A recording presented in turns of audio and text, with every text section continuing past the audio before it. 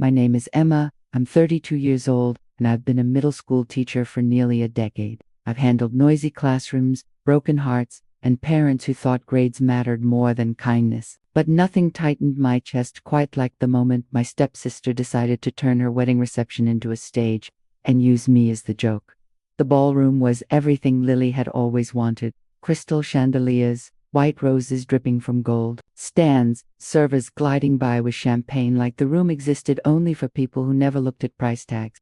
I had chosen a simple navy dress and a small wrapped gift, hoping to get through the evening quietly. That was naive. Halfway through dinner, Lily lifted her glass, smiling, that polished smile she wore whenever she wanted to wound someone without smudging her lipstick.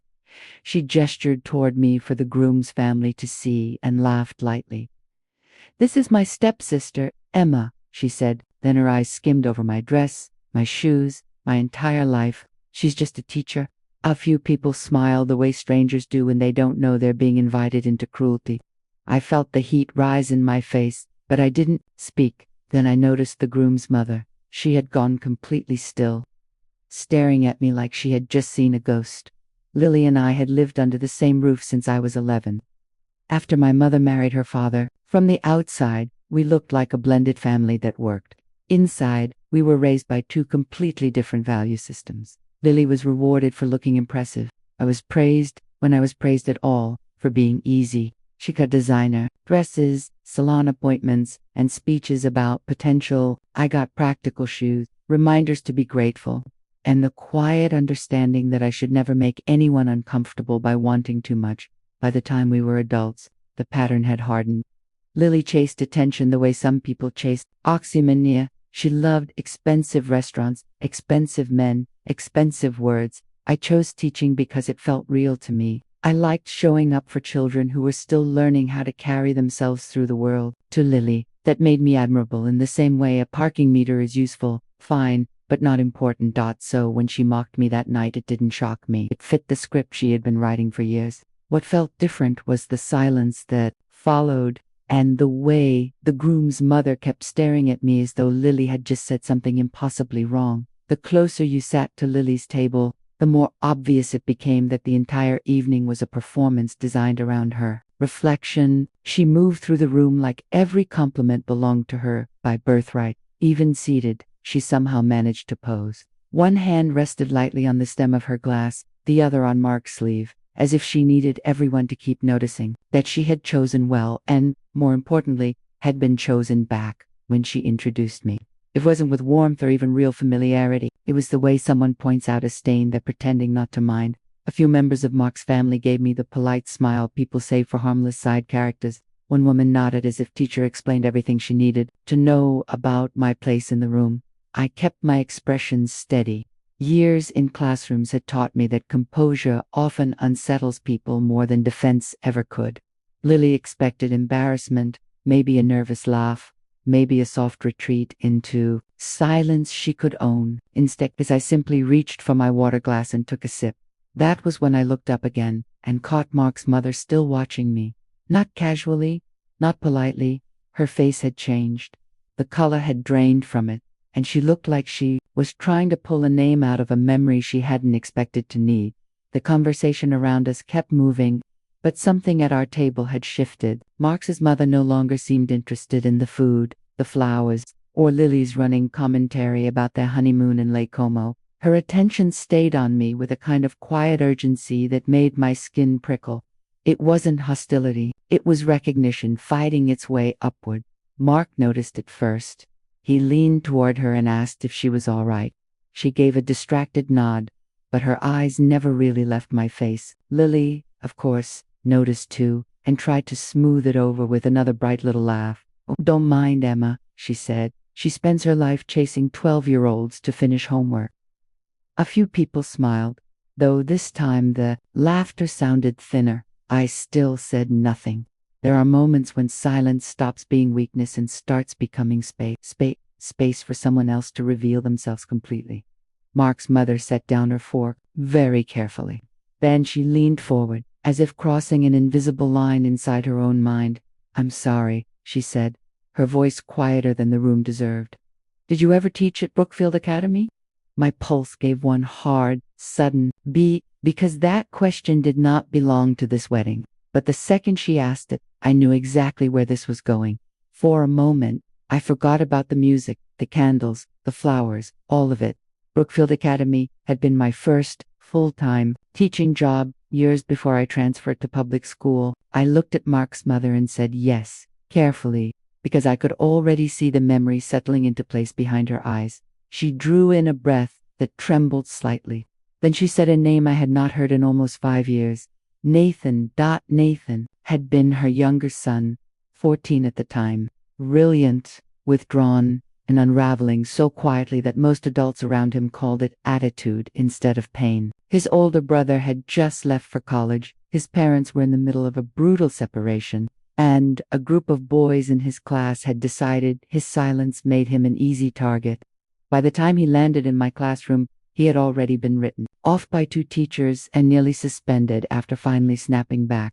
I remembered the way he used to linger after the bell, pretending to organize papers so he would not have to walk the hallway alone. I remembered finding out the school planned to move him into a disciplinary track instead of addressing what had pushed him there. I had fought that decision.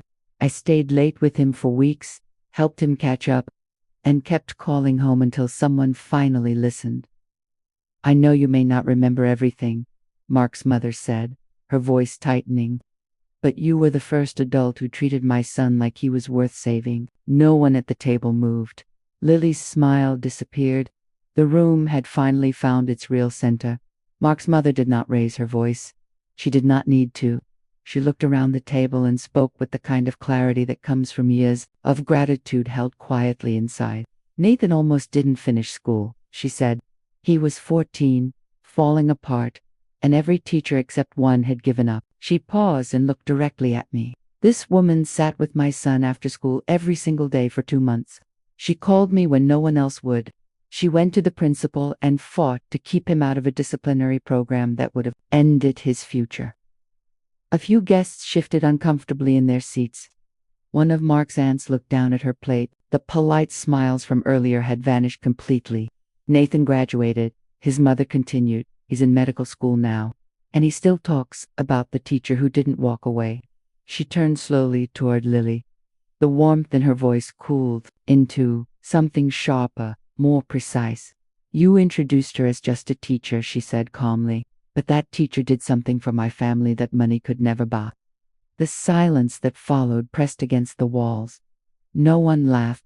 No one rescued Lily with a subject change.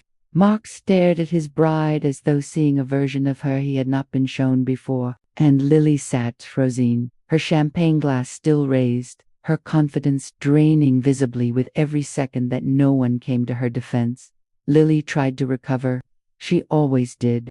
She let out a short laugh and waved her hand as if to scatter the weight of the moment. Well, she said, her voice a little too bright, I'm sure Emma has helped lots of kids. That's what teachers do, right? But the room had already decided. The careful packaging Lily had built around herself all evening had cracked, and no amount of charm could seal it back together. Mark's aunt, the one who had laughed politely at the earlier joke, now refused to meet Lily's eyes. 2 guests near the end of the table whispered something to each other and glanced in my direction with a look that had nothing to do with pity. Mark said nothing. That was the part that seemed to frighten Lily most. He sat beside her with his jaw tight and his hands folded on the table, watching his mother the way someone watches a person they trust completely. When Lily reached for his arm, he didn't pull away, but he didn't respond either. His stillness said more than any argument could. I stayed exactly where I was. I didn't correct Lily. I didn't add to the story. I didn't need to. The truth had already walked into the room without my permission, and it had taken the only seat that mattered. About an hour later, the reception had loosened again. Music played, guests danced, and the evening pretended to return to normal. But underneath, something had permanently shifted. I could feel it in the way people looked at me now, not with curiosity or dismissal, but with a quiet, recalibrated respect. I was standing near the garden entrance when Mark's mother found me. She touched my arm gently, the way someone does when words alone feel insufficient. I never got to thank you properly, she said, after everything settled with Nathan. I tried to contact the school, but they said you had already transferred. I told her I remembered Nathan clearly, that he had been brave in ways most adults never have to be, that I thought about former students more often than people probably realize. She shook her head slowly. You've changed the direction of his entire life, and you talk about it like it was ordinary. I smiled because to me it was ordinary. That was the part people like Lily never understood. The work that matters most rarely comes with applause, recognition, or a room full of guests raising glasses in your honor. It happens quietly, in empty classrooms, after the bell rings, in conversations no one else hears, in choices that cost nothing but time and everything but pride. I did not stay much longer after that. I said goodbye to the few relatives who suddenly seemed eager to speak to me, picked up my purse, and walked out before the last round of dancing began. No one stopped me. No one needed to. The night had already said everything for me. As I crossed the lobby, I caught one last glimpse of Lily through the ballroom doors. She was smiling again, but it looked strained now, like something carefully rebuilt over a crack that everyone had already seen. Maybe the wedding photos would still look beautiful. Maybe the flowers would still be expensive, but there would always be a moment in that room she could not edit out. The moment she tried to make me look small and ended up exposing herself instead. Driving home, I thought about how often people confused visibility with value. Lily had spent years collecting things that looked impressive from a distance. I had spent mine standing in fluorescent classrooms, helping children believe they were not lost causes. Only one of those things followed someone into the rest of their life. If this story proves anything, it is that the people who dismiss quiet work are usually the ones least capable of understanding real influence.